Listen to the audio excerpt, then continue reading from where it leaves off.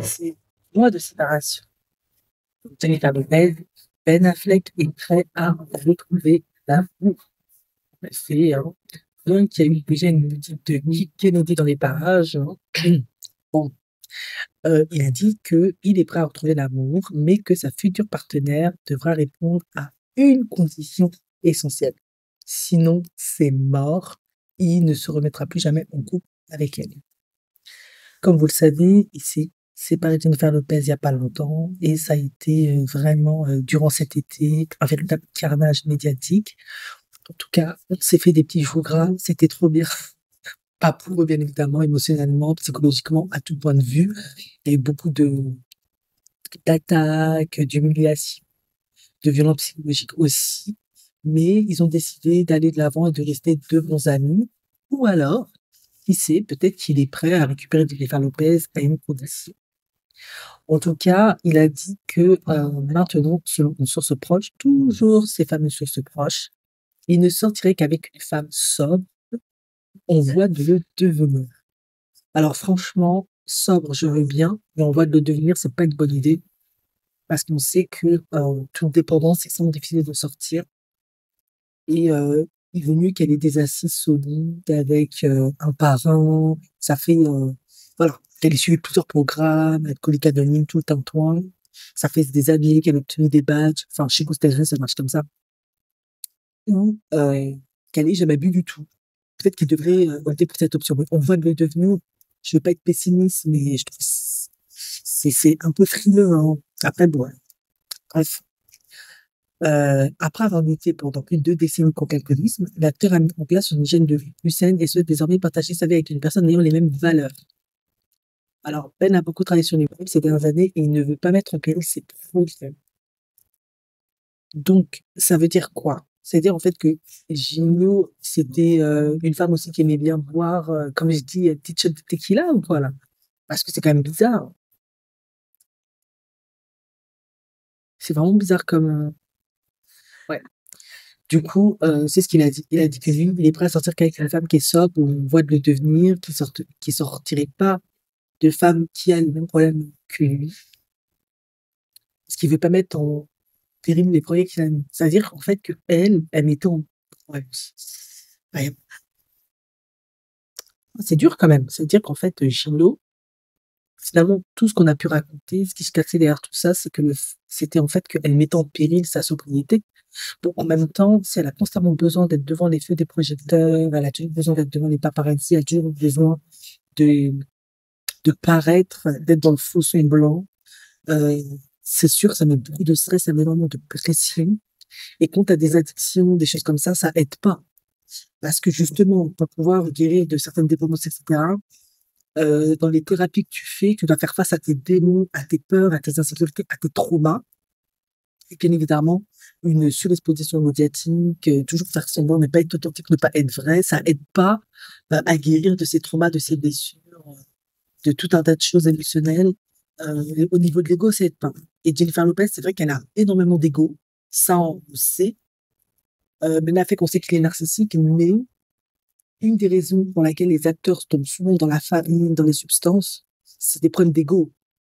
Tu dois tellement donner une image qui n'est pas vraie de ce que tu es, qui n'est pas proche de ton authenticité, que ça te détruit un petit feu. Parce que tu es toujours dans un faux self, t'es jamais vrai, t'es jamais face à toi-même. Tu vis des choses difficiles, douloureuses parfois parce que tu dois faire un film, aller de l'avant. Tu fais pas face. Tu préfères les occulter pour être toujours au top. En prenant des substances, tu caches toute ta douleur, toute ta souffrance. Voilà. Attends, ce serait intéressant de savoir quelle est l'origine de la dépendance de Ben. Ce serait intéressant. Mais c'est sûr que pour moi, personnellement, je sais pas pareil avec Gilo, mais elle, comment elle est, puisque ses ex ont pu témoigner à plusieurs reprises, elle a tellement d'ambition, elle a tellement besoin d'être devant les lumières, etc. C'est vrai que pour quelqu'un qui a des dépendances, etc., ça ne peut absolument pas fonctionner. Ça, c'est donc, effectivement, je suis d'accord avec Ben. Après, de là à tenir Gino responsable, enfin, responsable.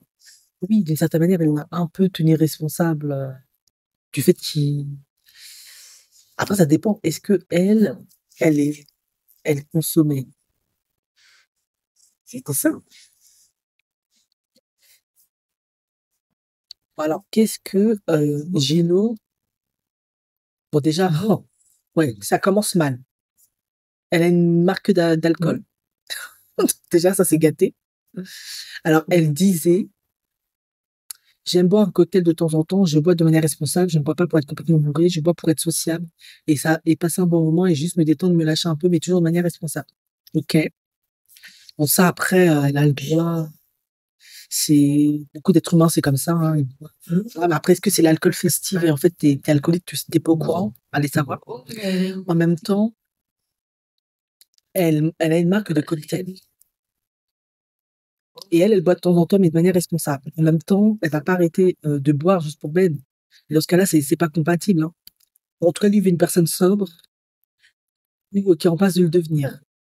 Donc, c'est-à-dire que Gino, pour moi, c'est comme ça que je le comprends. Elle a plutôt un alcool festif, ça veut dire. Mais elle dit qu'elle boit occasionnellement. En tout cas, vu le profil de Gino, ça me paraît quand même assez étonnant qu'elle soit alcoolique. Elle est quand même très sportive, elle a l'air de beaucoup être assis, le soir d'elle, etc. Donc, ouais. Voilà. Maintenant, les gens disent que c'est une hypocrite parce que ils disent qu'elle dit qu'elle est abstinente. Et elle vient de lancer, c'est ce que je viens de dire, elle vient de lancer une marque de cocktail alcoolisé. Donc ils disent tu ne penses qu'à l'argent. Et elle dit toujours dans les interviews, je ne bois jamais d'alcool. Sauf que tu as une marque d'alcool. Donc, ça ne passe pas. C'est une hypocrite. Et en plus, tu es en couple avec un homme qui a des problèmes avec l'alcool. Donc je ne sais pas.